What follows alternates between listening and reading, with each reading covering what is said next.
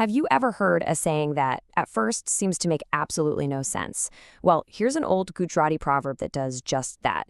It goes, "Jagtane pari mein ungtane paro," which basically translates to the one who is awake, a female calf, to the one who is asleep, a male calf.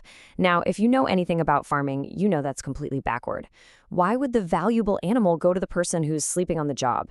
It's a real head scratcher, but trust me, the answer is incredibly clever. So what on earth could this mean? How is it possible that the person who's alert and paying attention gets the short end of the stick? Well, like with many old proverbs, there's a lot more going on beneath the surface. So let's dive in and solve this little puzzle together. To really get to the bottom of this, we can't just analyze the words themselves. We need to go back to the source, to the witty and maybe just a little mischievous story where this whole saying began. All right, let's get right to the heart of it. The tale of two farmers. And this isn't just some simple story about livestock. It's a brilliant lesson in awareness, opportunity, and taking action. So our story starts out simply enough. Just picture two farmers, neighbors, living in a small village. Each one has a buffalo, and their lives are pretty intertwined, as they often are in places like that. Then, the big moment arrives. At the very same time, what are the odds? Both of their buffaloes go into labor and give birth. Now, for any farmer, this is a really pivotal event. But here's where things get really interesting. You have two very different reactions. One farmer is wide awake. He's vigilant. He's present for the whole thing. And the other guy? He's totally passed out, sound asleep, completely unaware of what's going on. And here comes the first twist in the story. The farmer who stayed up, the one who was being so attentive, his buffalo gives birth to a male calf, a pardo. Now, in that farming economy, that's kind of a bummer. A male calf can't produce milk, so it's definitely the less valuable outcome. Meanwhile, the farmer who's fast asleep, he hits the jackpot. His buffalo gives birth to a female calf, a body, the one you really want, a future source of milk and prosperity. So it really looks like luck just rewarded the negligent guy, right? Well, not so fast.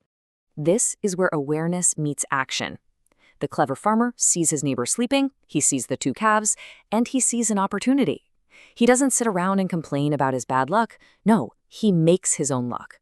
He quickly and quietly swaps the calves, taking the valuable one for himself. So a little while later, the second farmer finally wakes up. He rubs his eyes, looks around, and of course asks the most obvious question, "Hey, so what did our buffalo have?" And the answer he gets is just perfect. It's totally honest, and at the same time wonderfully clever. The first farmer simply says, the one who was awake got the female calf, and the one who was asleep got the male calf. I mean, he's not lying. He's just stating the new reality that he created. And with that brilliant comeback, a timeless proverb was born. It's a great story, right? But the reason it has survived for so long isn't just because it's witty. It's because the entire story is actually a metaphor for a much deeper truth about our own lives. So let's break down the symbolism here, because this is where it gets really powerful. The awake farmer isn't just a farmer. He represents a vigilant soul. The sleeping farmer, that's anyone who's lost in gufflet or inattention. And the calves are the real key. The valuable female calf represents wisdom and opportunity. And the male calf, well, that symbolizes a missed chance, the price of not being present. And this really brings us to the core of the proverb, this constant battle in our own lives between vigilance and inattention. We're not talking about literally being awake or asleep, of course, but about our state of mental and spiritual awareness. The original wisdom behind this idea takes it even further. It says, think about when a satpurush, a truly wise person, a great teacher, is speaking. If you are listening with your full, undivided attention, you become that awake farmer. You're poised and ready to receive the incredible gift they're offering, knowledge and joy. But it asks, if you're asleep at that crucial moment, you're distracted, you're checked out, your mind is somewhere else, how can you possibly get that joy and wisdom? The opportunity just passes you by, just like it did for that sleeping farmer. Now, this proverb doesn't just stop with everyday opportunities. It scales this whole concept up to the ultimate spiritual rewards of our very existence. And this leads us to the ultimate point, the state of constant awareness, this Janbanu. It isn't just about grabbing earthly opportunities. It's seen as the direct path to the ultimate spiritual prize, Akshardham, the divine abode. It's the highest possible reward for a life lived truly awake. And the alternative? A state of ghaflat, of inattention, leads to dukkha.